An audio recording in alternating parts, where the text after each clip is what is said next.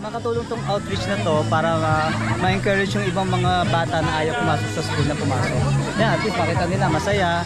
Meron nagdo-donate ng mga school supplies. Ayan, may Jollibee. May gustong tumulong. Encourage silang mag-aaral.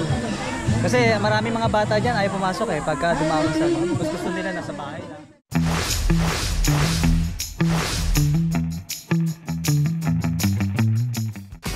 Good morning guys, dito na tayo ngayon sa Bike and Brew. Waiting na lang kami and papunta na kaming Malipay.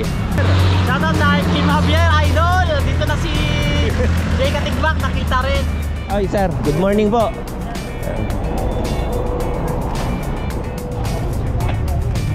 Ayun, ride out namin 8:05.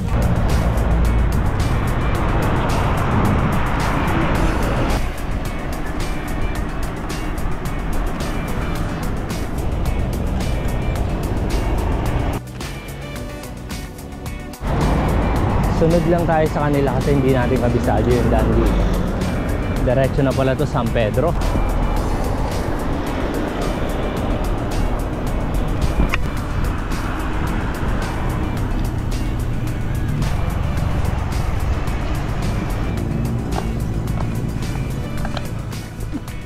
Eto na.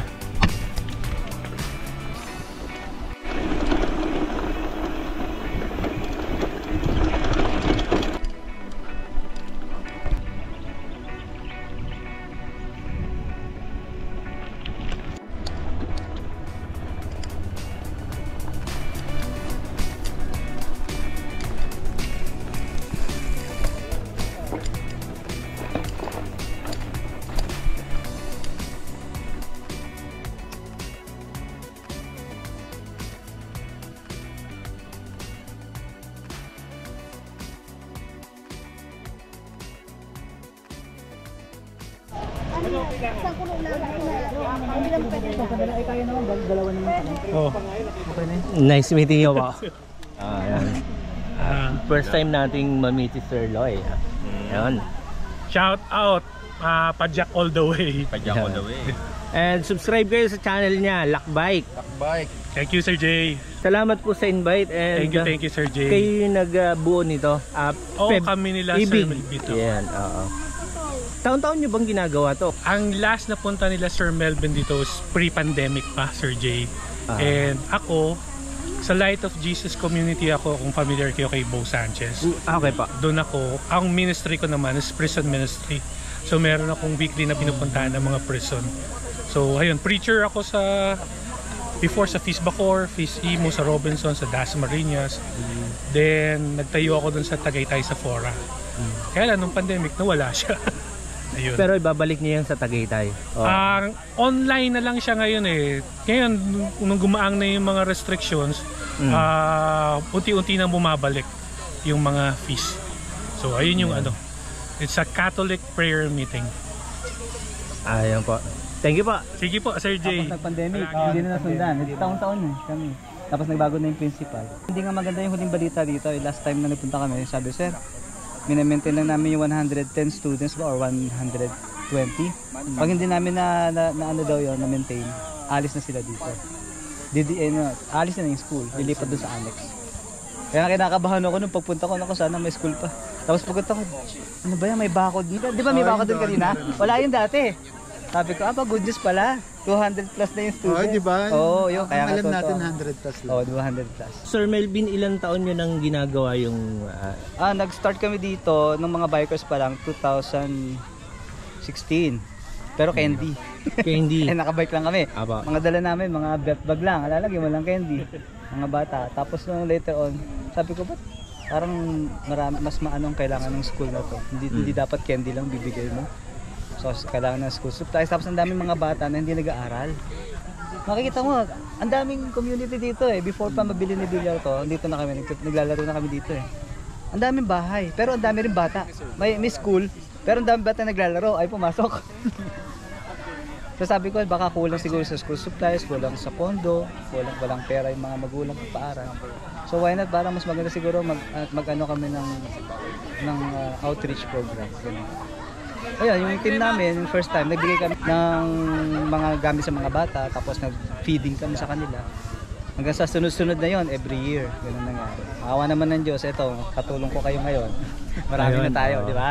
So, praise the Lord. Salamat po. Grabe yan. Bike and brew yan. Oo nga, Di ba? syempre.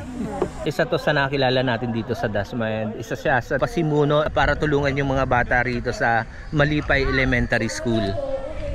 Ayun sir, nice meeting you again in Malipay. And yung mga nakikita nating mga bag, mga laruan, kayo nag-prepare niyan? Yes sir, pero galing po sa iba't ibang mga kaibigan po natin yan sir na mga nagbabike, mga kagaya po ninyo sir, J-Cative Back. Yan po, expired po yan ng mga nagbabike din na sumusuporta din po sa project ng wala pang pangalan pero sana magtuloy-tuloy kasi nga sa ko sinasabi, domino effect to, domino effect. Malay mo may mga curious dyan, gusto rin maganto-ganto.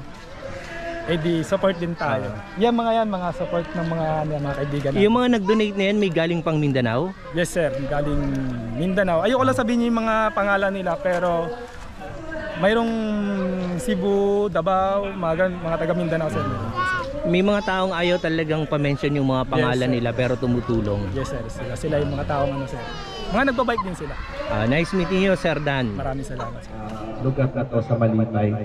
Lord God, i-bless mo po ang bawat isa, i-bless mo po ang mga bikers na nandito at ang mga tumulong sa cause namin ngayon. I-bless mo po ang mga guro at ang principal namin na tumutulong din sa mga batang ito. Panginoon, maraming salamat at sana magpatuloy kami sa pagtulong sa ibang tao. Kasama sa Jollibee.